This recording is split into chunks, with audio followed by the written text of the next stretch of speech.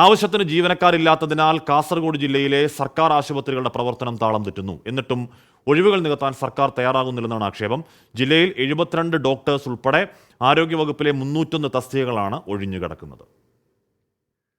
ആരോഗ്യവകുപ്പിന്റെ ഔദ്യോഗിക കണക്കനുസരിച്ച് ജില്ലയിലാകെ വേണ്ടത് 2177 ജീവനക്കാരാണ്. എന്നാൽ നിലവിൽ ആരോഗ്യവകുപ്പിന് കീഴിൽ ജോലി ചെയ്യുന്നത് 1876 പേർ മാത്രം. ഒഴിഞ്ഞുകിടക്കുന്നത് 301 കസേരകൾ. വിവിധ ആശുപത്രികളിലായി 323 ഡോക്ടേഴ്സ് ആവശ്യമാണ്. എന്നാൽ നിലവിലുള്ളത് 251 പേർ മാത്രം. 72 ഡോക്ടേഴ്സിന്റെ കുറവുണ്ട്.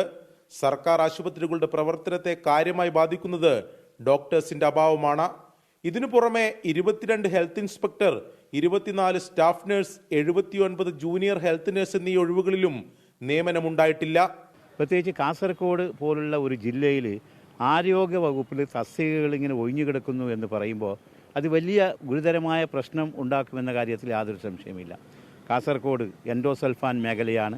അതുപോലെ തന്നെ കോവിഡ് കാലത്ത് ചികിത്സ ലഭിക്കാതെ എത്രയോ ആളുകൾ പിടഞ്ഞു വീണ് മരിച്ച ഭൂമിയാണ് കാസർഗോഡ്.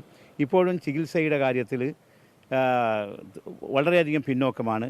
കാസർഗോട്ടേക്ക് നിയമനം ലഭിച്ചാൽ ഉദ്യോഗസ്ഥർ വരുന്നില്ലെന്നാണ് സ്ഥിരമായുള്ള വിശദീകരണം. 4 മാസം മുമ്പ് മുഖ്യമന്ത്രിയുടെ നിർദ്ദേശപ്രകാരം ചീഫ് സെക്രട്ടറിയുടെ നേതൃത്വത്തിൽ സർവീസ് സംഘടനകളുടെ യോഗം വിളിച്ചു ചേർത്തിരുന്നു. എന്നിട്ടും പരിഹാരമായില്ല.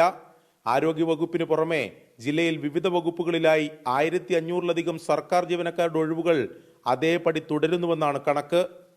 24 കാസർഗോഡ്.